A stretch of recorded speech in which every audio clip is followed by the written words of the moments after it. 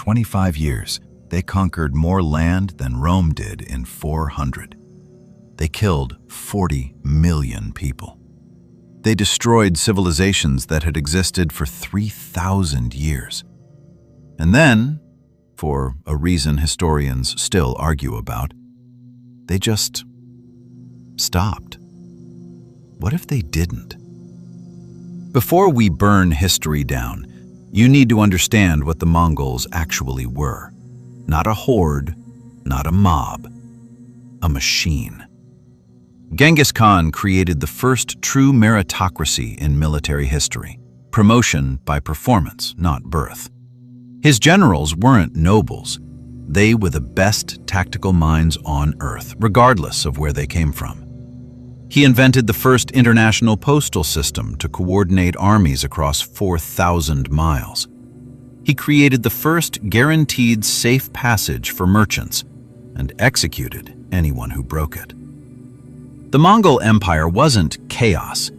It was the most efficiently run killing operation in the history of the planet. In 1241, the Mongols stand at the gates of Vienna. They have already destroyed Poland, Hungary. They have scouts reaching Italy. Nothing in Europe can stop them. Every historian agrees on that. And then Ögedei Khan, Genghis's son, dies of probably alcohol, and the army turns around, just like that. The greatest military force in human history goes home to elect a new Khan and never comes back. Historians have three theories for why. Theory 1. Ögedei's death genuinely pulled them back. Succession law required every general to return. Theory 2.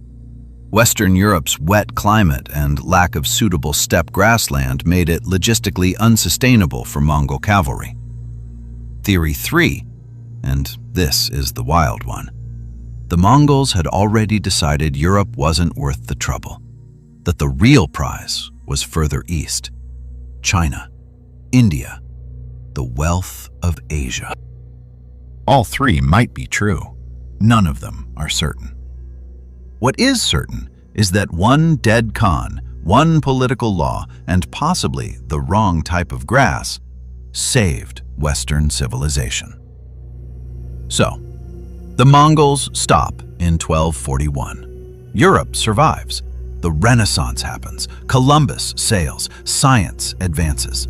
The modern world as you know it exists because Ögedei Khan drank too much wine. But here's the question nobody asks. What if the Mongols were actually the better outcome? What if a Mongol-unified world in 1300 looks, by 2024, more peaceful, more advanced, and more equal than the world we actually got? What if we've been measuring the wrong thing this whole time? Stay with me, because what I'm about to show you is going to make you question everything you thought you knew about progress. Here's what actually happened when the Mongols did control territory. The Pax Mongolica, the Mongol Peace. For 100 years, the Silk Road was so safe that merchants traveled it without armed guard. Information moved freely. Technologies crossed between East and West. Chinese gunpowder reaching Europe. European glassmaking reaching China. The Black Death also traveled that route, but so did the Renaissance's first sparks. A Mongol world that never stops means the Pax Mongolica doesn't cover just Asia. It covers everything. The entire planet under one legal system, one trade network, one guaranteed safe passage from London to Beijing in 1300. Here's the domino nobody talks about. European colonialism only happens because Europe fragments into competing nation-states after the Mongols leave. Spain, Portugal, England, France, each racing to find resources the others don't have. That competition drives Columbus, Vasco da Gama, the slave trade, the destruction of the Americas. A unified Mongol world has no competing nation-states, no race for colonies, No Atlantic slave trade. No systematic destruction of the Americas. The 12 million Africans enslaved across the Atlantic. In the alternate timeline, that crime never happens. By 1500 in the alternate timeline, you have a planet that has been unified under one administrative system for 200 years. Technologies that took centuries to transfer in our world because of wars, borders, jealousy, transfer in months. The printing press, which Gutenberg invented in 1440 in our timeline. In the Mongol timeline, the Chinese version, invented 400 years earlier, spreads globally by 1300. You're looking at a planet 150 years ahead of our technological curve. By 1700 in our world, you have the steam engine. In the Mongol alternate, you're looking at something that functions like an industrial revolution by 1550. The math isn't complicated.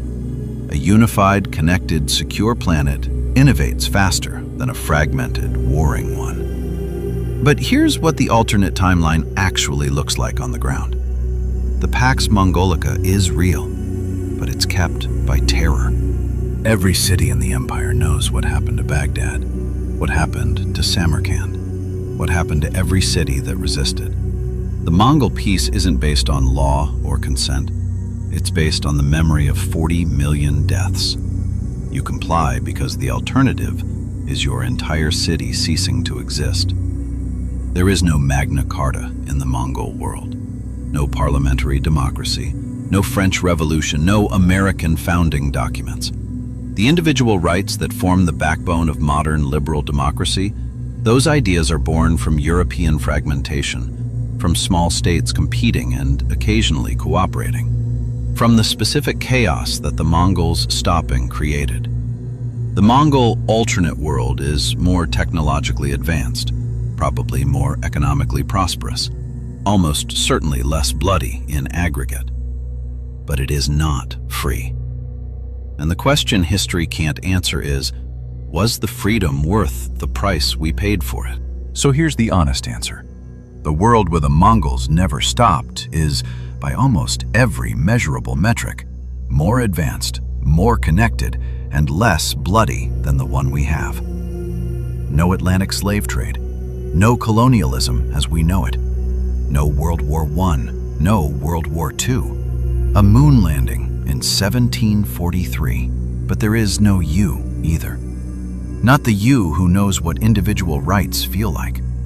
Not the you who can disagree with your government.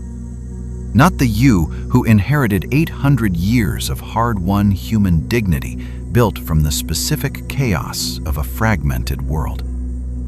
The Mongols didn't just conquer territory. They reset the equation of human progress. And the fact that they stopped because of one man's drinking habit and the wrong type of grass is either the greatest accident in history or the most important one. India had wealth because the Mongols stopped at its gates.